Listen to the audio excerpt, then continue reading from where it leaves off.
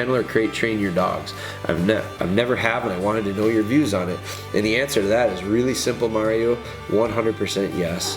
It's my #1 priority when I bring the puppy home. Don't have it have accidents in the house. And if the result that they're after is get out of that kennel, and they get out because they whined and fussed, what are they going to do the next time you put them in there? They're going to whine and fuss that much harder, that much longer, that much more consistently. If you've ever had a dog overwhelmed in car rides, it's just like anything else that I'm going to introduce a dog to. I'm going to do it slowly and incrementally, especially if they're having an issue with it. You got a 12-week-old pup, don't let it play with the cat. You are creating a major, major issue that is cute today, and it's going to be a pain in your ass in a month. I think there are times in life that we need to do stuff like that. Just suck it up and go. It's rarely when it comes to trying to figure out a problem with a dog. I'm back. Not sure what number we're on. We're on 50-something. What are we on, Ben? Good question. He's gonna look it up here quick. Gonna come right out of the gate here with some questions from Facebook. I've got a couple different topics for podcasts that I want to do. Some of them are a little bit deeper, and so we're not going to dig into them today. We're just going to go back. We just got done doing a workshop. This is 55, I think. We just did a number 54 is going to be about some workshops that we're coming up on. And so this, I thought we'd jump back into some of the Facebook questions. And so I know we did some Instagram stuff not too long ago. So this is going to be, and I'm literally winging it. I just opened up my Facebook messaging through the DogBone page, and I've got a handful to get back to people on.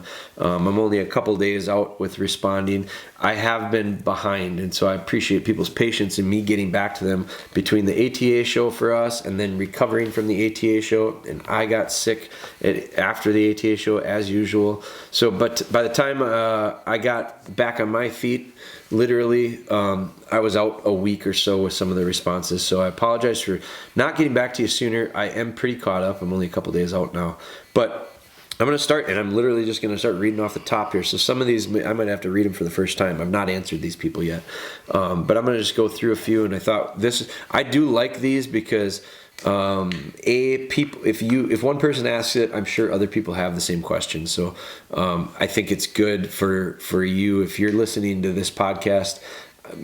Different people have different reasons for listening to it, but I'm assuming that everybody, for the most part, probably with consistency, appreciates the idea of these random questions that are asked specific dog training wise. So they don't all probably apply to you, but it's not the worst to hear it, and maybe it's something that you can learn from in the future. Maybe it's something you can learn from that you maybe have done in the past, and now it's bringing some light to some of the issues that you may be facing. But so here's one that just came in this afternoon. It came in 15 minutes ago. It says, we recently picked up a second border collie, and I want to train him to find sheds in the hills.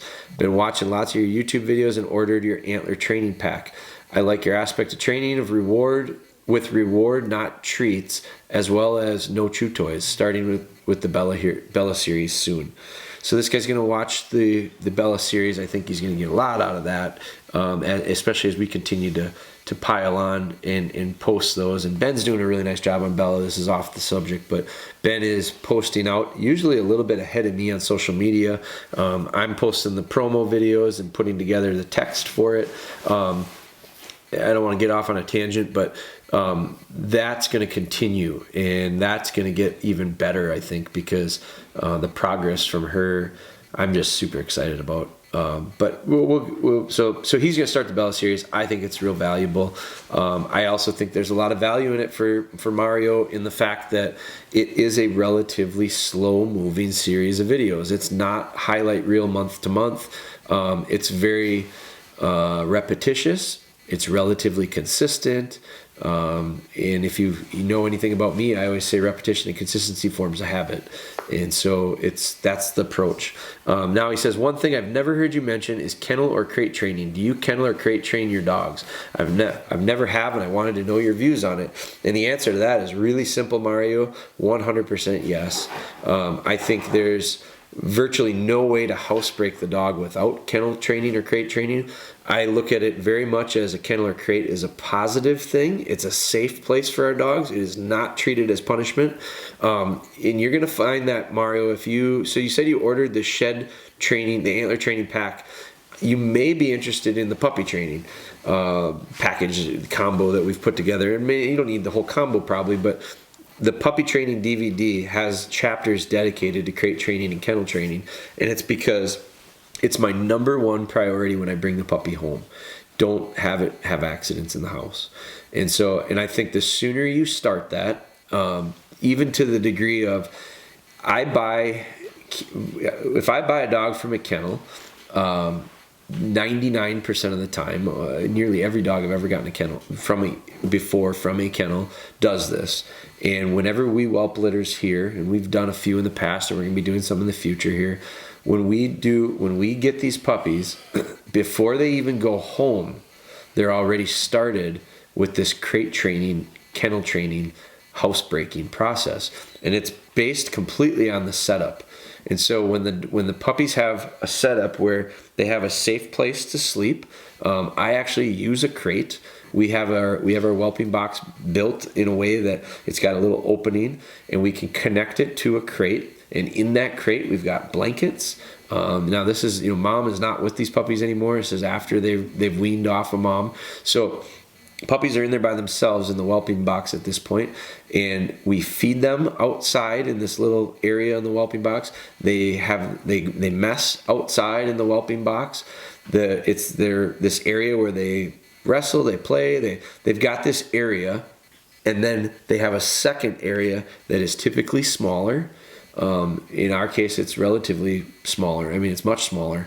It's an actual crate that they go up and into, and they get into that crate, and it's dark in there, and it's warm in there, and they've got a little blanket in there, and they all curl up and they sleep in there. And so they pile they make a big puppy pile. And then when they wake up, they walk outside because they don't want to mess where they're sleeping. So they walk outside into the yard, if you will, which is just a whelping box, whelping pen, and they go and they do their business. And so when we wake them up, we go in and all these puppies are sleeping in the little crate, and the door's open, and it's built so that they just literally have a separation from the crate to the whelping pen. And so they start doing that for 2-3 weeks before they ever go home with anyone or us. And so by doing that, they've formed a habit early on to not mess where they sleep, keep your nest clean, and they've understand that when they get up and go out, that's the time, like, their body just kicks in, and that tells them, I gotta go to the bathroom. So we do that. The kennels I buy our dogs from do that, and so it just makes our life a lot easier. Now here's the problem: if you bring a dog home that's already on its way, you can wreck it real quickly by throwing off its routine, by not giving it the option. Now, once they get home and they're 7-8 weeks old, I don't want them messing in the house. I don't want them to have a spot that they can poop or pee in the house. So what changes there is they've gotten old enough now. We have to be very good about it and be very, very consistent. But now what we got to do is we've got to take them out of the crate. Now they don't have the option to go in and out of it, but if they've had the option up until this point, it's not a real bad thing to be in that crate. They don't connect it with something negative. Now all of a sudden we're going to close the door. So when we close the door and they have to stay in there, they may whine and fuss a little bit, because they might whine and fuss a lot of it, because it's just all of a sudden there are no more brothers and sisters with them. They're by themselves. There's distractions outside of that kennel, noises, people, whatever it is, and they want to come out. And so they're going to scream bloody murder. And what we need to do is we need to make sure it's not because they have to go to the bathroom. So we're always going to make sure that they went to the bathroom ahead of time. Then we put them into the kennel, and then we put a little cover over the top of it, because it helps usually for them to calm down. But we got to let them fuss it out. And when they fuss it out and they literally tire themselves out and fall asleep, then I go, I'm going to let that puppy sleep a little bit, and then I'm going to go wake it up. And when I wake it up, I'm going to let it come out of that kennel, and I'm going to tell it how good it is, and I'm going to put it outside and let it go to the bathroom. And then bring it back in, and we can restart the process. And they can be with me, they can be on place, they can be in their kennel. We have different spots that they have options at that point.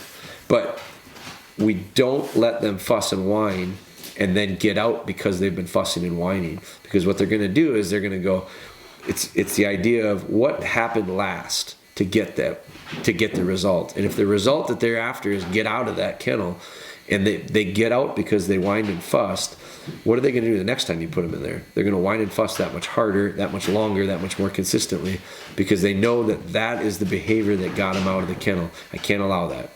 They got to be quiet. Then they can come out. They'll get rewarded for laying down and being quiet. Puppies grow really fast. It takes a lot out of them. It takes a lot for a puppy to grow, energy-wise. They'll wear themselves out just growing. But, we can really emphasize and we can really pour some fuel on that fatigue by just taking them outside and letting them walk around the house once or twice. And all of a sudden they go, man, I got to lay down. I'm tired. Put them in the kennel. Let them sleep in that kennel. And so all of a sudden the kennel continues to be this safe place. So the answer, Mario, is 100% yes. We crate train. We go through it very detailed in our puppy training DVD, which is going to cover a full chapter on crate training, kennel training, housebreaking. And so and then there's parts of it that, there's extensions to that. Well, how do you get the dog out? I hate it when dogs come flying out of kennels, out of control. So there's tricks and things that we'll do to keep them in the kennel, open the door, and have them come out on their name. They got to come out nice and slow, under control. All that stuff is in the puppy DVD. Highly recommend it. I think it makes a ton of sense for you to start there with this new puppy of yours. You'll also be able to pick up on stuff that we're doing with, I don't know if we did Bella. Yeah, we did Bella in the kennel because we talked about her coming out of the kennel. There's some things I'll do where I'll move to feeding the dog in the kennel at a certain point. Now, feeding time is real important for me. I get a lot of training done. Just wrote an article about feeding times and the value of feeding times and how hungry puppies are to learn, literally. Get the play on the words there. But I just wrote an article for Gun Dog Magazine about that with Bella. And so we also use the feeding time where all of a sudden I can start putting the bowl of food in the kennel, and the dog will again associate it with a real puppy. I get dogs that want to run into their kennels right now. If I tell them, if they even think it's time to eat, they'll want to go into that kennel really quickly and turn around and look at me in hopes that I'm bringing a bowl of food and going to feed them in there. So it's another thing that we can do as we go on. So Mario, there's your answer on the kennel and crate training. I appreciate your support, following us on YouTube, following us on some of the Bella Be Good stuff. Those would be my next recommendations to you. Okay, so I'm going to jump to the next one. This one came from JC. Now, Mario, I'm going to send you a message, and I'm going to refer you to this podcast, but I'm also going to have, in my message, I'm going to have you send me your address, your shipping address, and your t-shirt size. We'll give you a t-shirt for helping us out with a podcast question. I'm literally just going to the next one. This one came in this morning from JC. It says, have you ever, now and then, this is a reply because he sent me lots of messages over he's got a lot of them here. Started not too long ago. Started in December. Says, literally just came across your podcast and YouTube, loving the content, got a puppy today. Sent me a really nice little picture of a little pup. He sent me pictures where he's listening to the podcast. He sent me a book here. He sent me a really long message. Let's see. Whatever to do. Let's see. He sent me a bunch of pictures. I sent him back a reply on the 23rd. He sent me back a couple of messages. So I'm going back volleying a lot. We've gotten a lot of messages from JC here. This is another little connection to the crate, the last question. So he actually sent me a video. He said, is it weird that they don't come out of the kennel right away? They're just kind of hanging out. I opened it and back away. And he sent me a video, and he opened up the door, and the pup just kind of stayed in the crate. And I said, it's not weird at all. I think it actually shows me that the puppy is a little bit hesitant to do stuff. So not quite real bold. He sent me a couple messages also about the puppy when they got it. The dog just went and hid under their Christmas tree, probably overwhelmed. And so now he's showing me a video and the dog's in the kennel, and he opens the door and the dog doesn't come out, and he's just chilling out and hanging out. That dog feels safe in that kennel and in that crate, and so that dog doesn't really want to come out of there. So that's an example of that crate and that kennel has become a really, really safe place for JC's dog. I think, and I told him there's nothing wrong with it. It's just a lack of confidence, and it appears that she feels really safe inside.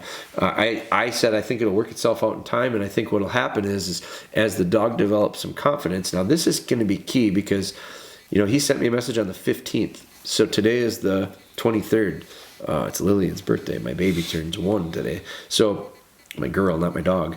But so this is about a month. So he just sent another message to me, and I'm going to read it to you in a second. But it's been a month since he's gotten this puppy. And I would say in that 4 weeks, I would certainly hope you've done a good job of creating a dog that felt stable in its environment, that felt confident in its environment, that's starting to warm up to the idea of, these people are pretty good.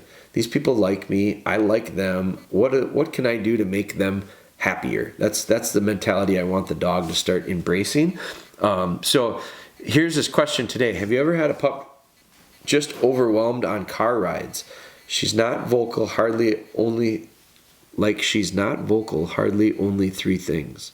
She wants to play with the cat. If she's got to go potty and she's kenneled, and when I drive in the truck with her, is she so excited?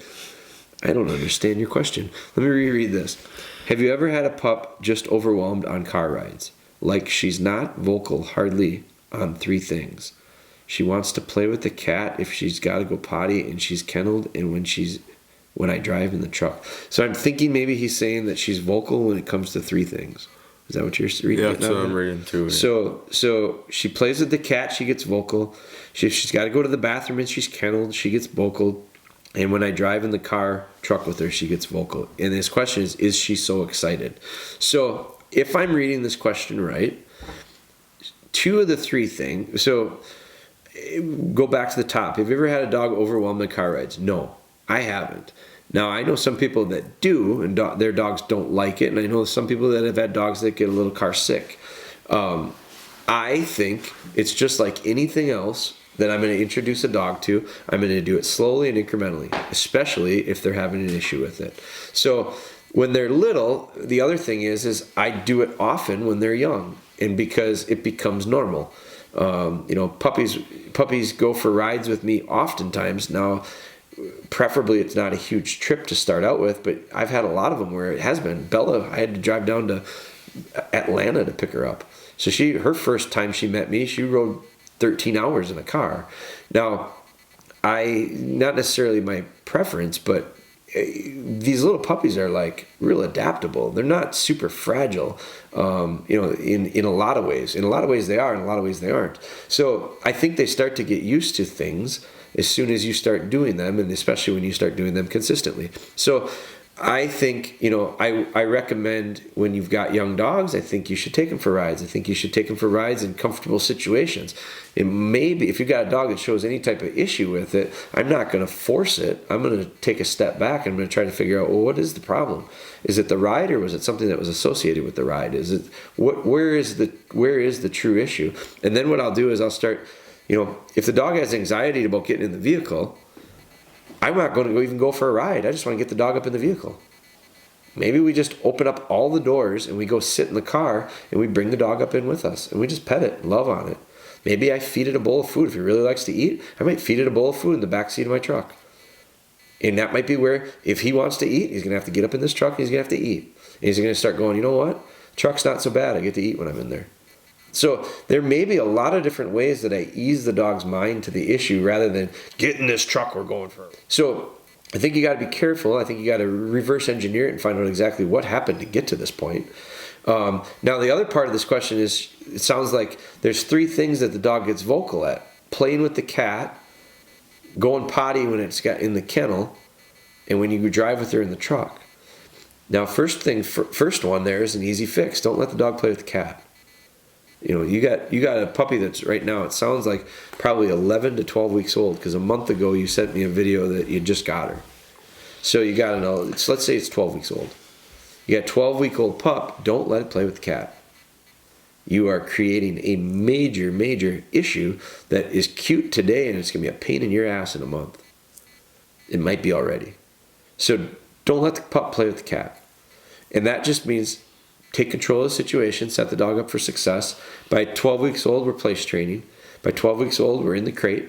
And you've already showed that. Dog did really well in the crate. I saw a video of it. Didn't want to come out. So that's a safe place that it doesn't get to chase the cat around. Let's avoid the idea of the game of chasing the cat around. That's going to fix that in itself. The second one, she's got to go to the bathroom when she's kenneled. Give her a big high five for me and tell her thanks. Because I'd much rather have a dog whine and fuss when it's got to go to the bathroom in the kennel than go to the bathroom in the kennel. That's perfect. So real desirable there. What you need to do is make sure that you're there or someone is there to accommodate to the needs. Get the dog out so we don't start having accidents. So that's an easy one. And then the third one, when you drive in the truck. So if you've got a crate or kennel, you may have to put a crate or kennel in the truck and kennel her in there. And so in order to get her started, I saw she likes her kennel. So transfer the location. Maybe you start kenneling her up in the driveway. Maybe you start kenneling her up in the garage. Maybe you start kenneling her up on the ground next to the truck. And start getting her to understand that the kennel is the kennel is the kennel regardless of where you are. A lot of times I think putting them in the kennel is a very good fix for a dog that doesn't do well in a vehicle. Because if you do your job well, getting the dog to understand that the kennel is a good thing, now you're just transferring that good thing into a new location. And that sometimes helps to overcome the negative of the new location. But take a few steps to get to that. Kennel the dog up in and out of the truck and turn it into a game. I've done this before with dogs that don't like to load up into the truck. I've had dogs that just don't want to get in. They don't mind it in there. They just don't want to get in. They don't like this idea of jumping into the truck. So I can't deal with that because I can't catch the dog every time I got to get up into the truck. We got to go. So come on, load up. And they go. So when I get dogs, I've had dogs that are hesitant to do that. And now, keep in mind, not little puppies. I'm not going to let little puppies jump up into the back of trucks. I'm not going to let little puppies jump in and out of trucks. Way too much on their joints. So we're talking, a good gauge of measurement is don't let the dog jump any taller than they are. So as they grow and get a little bit taller, they can't jump on or off of anything that's taller than them. Do that for at least the first 6 to 9 months. I don't want 6-month-old dogs jumping into the back of trucks. They're jumping out of trucks for sure. There's way too much impact on their joints.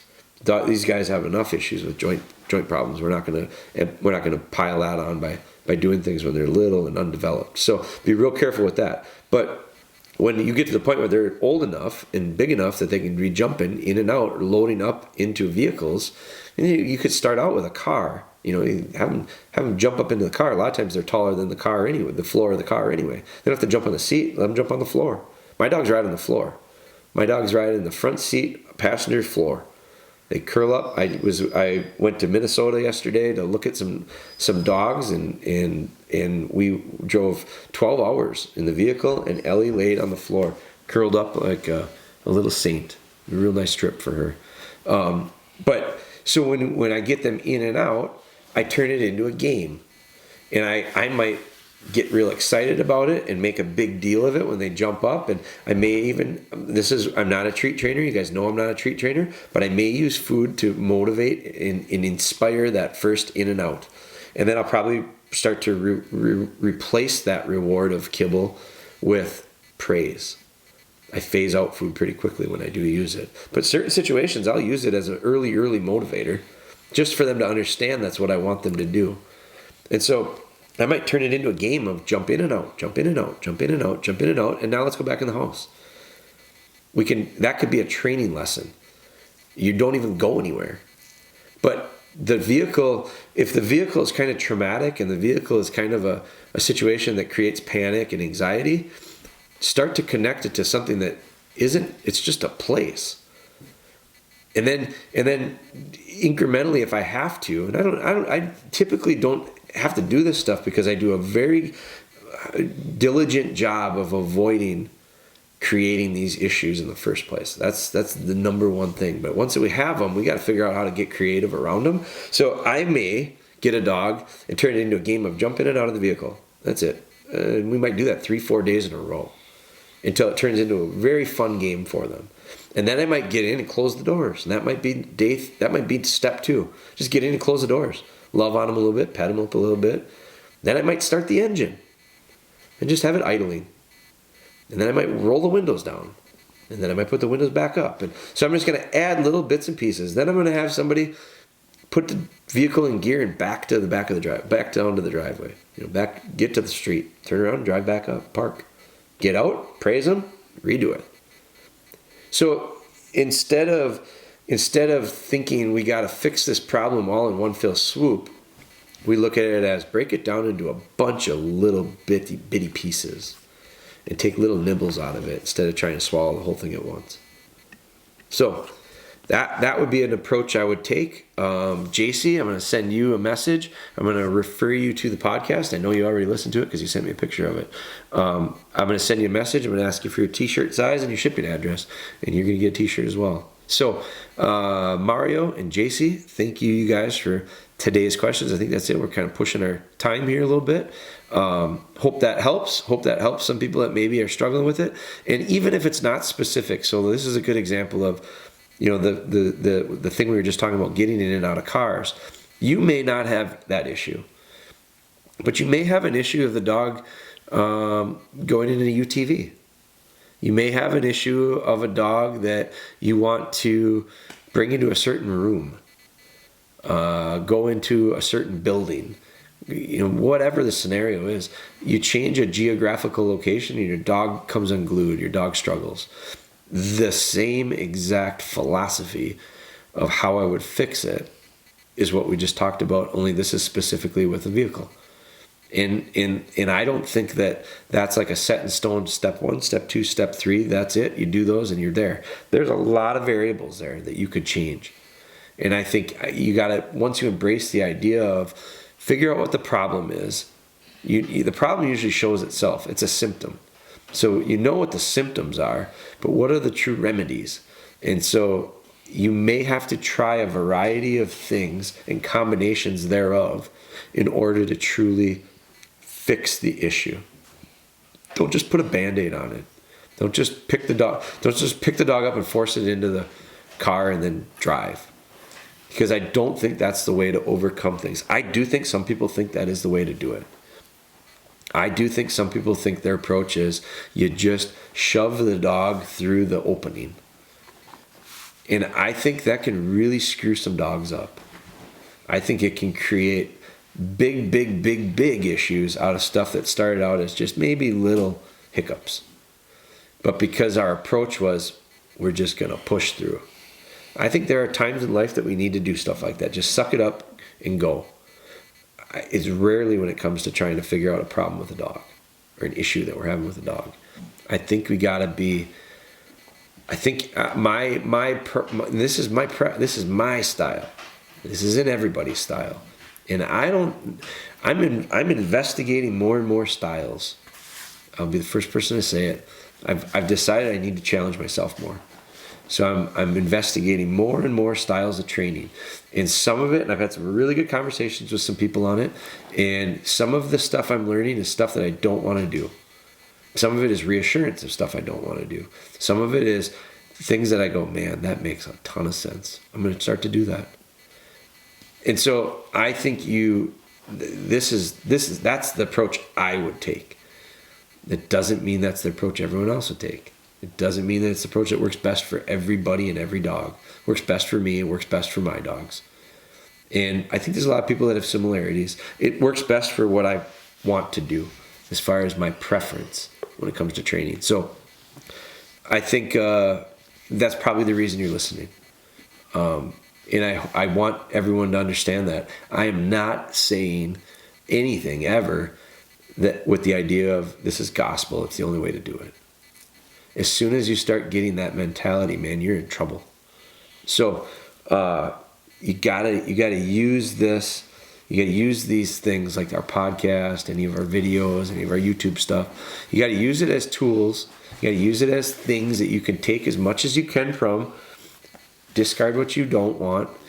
Discard what doesn't work for you and your dog. Use what you can. And from that, you just keep moving forward. So that's it. Another good one. Thank you, JC. Thank you, Mario. You guys will get an email from me or a message back. And and then we'll go from there. We always got a nice supply of questions coming from Facebook and Instagram, and so keep those coming. Can't get to all of them, but we're going to get to as many as we can.